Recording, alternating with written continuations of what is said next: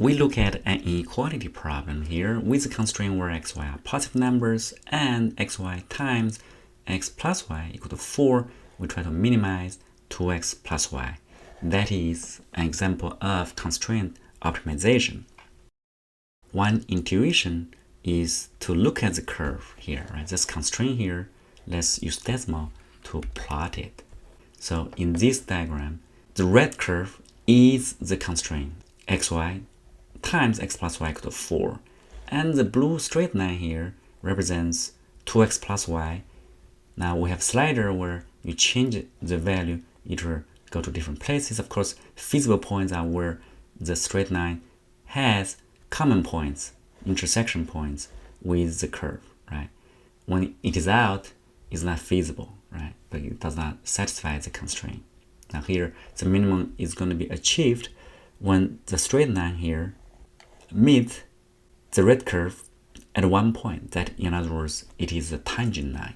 We have the value here, 3.464.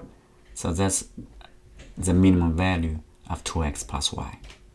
Now let's try to find the value.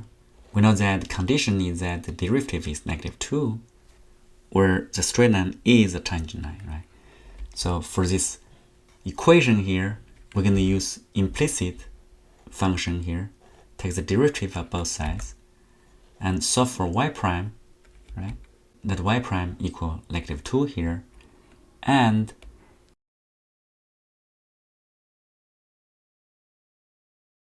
now you solve the x and y with original constraint, that is xy times x plus y equal to 4, then x, y can be solved like this. So I skip the details here. You can work out the algebra offline, and the minimum value is 2 square root of 3. This is consistent with the value we saw in decimals. However, there are better methods here. We're going to use AM-GM Inequality for this minimization problem. Look at the square of this if you expand it out, and 4x is common value here. Notice that x times x plus y, original constraint here, shows that that's equal to 4 divided by y, right? You move y to the right hand side. So you're going to have 16 over y. A plus b greater or equal to 2 square root of ab won't help here because y times y squared, this won't cancel, right? So the trick here, which is very common, is to split this in two terms.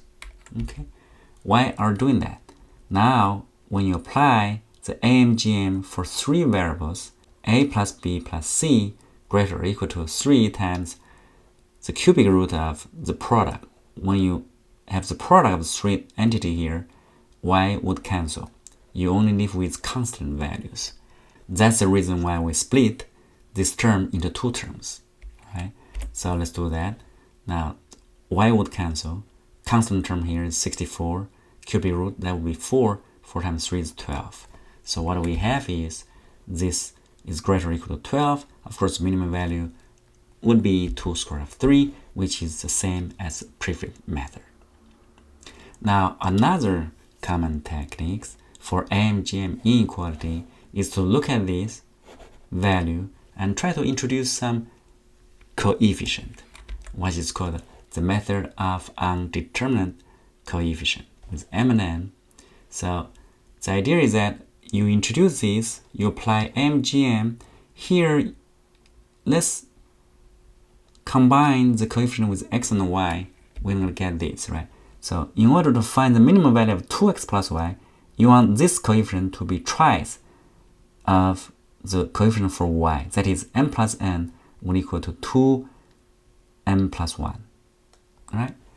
And in the meantime, the minimum is achieved when these 3 terms equal to each other. mx equal to y equal to n times x plus y. So we have 4 variables.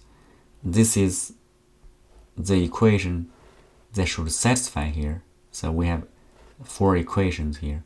You solve x and y. I skip the steps here. And here again, we get the same results. So in this video, we introduced 3 different methods. One with the intuition of the tangent line of the constraint curve and the target linear function here.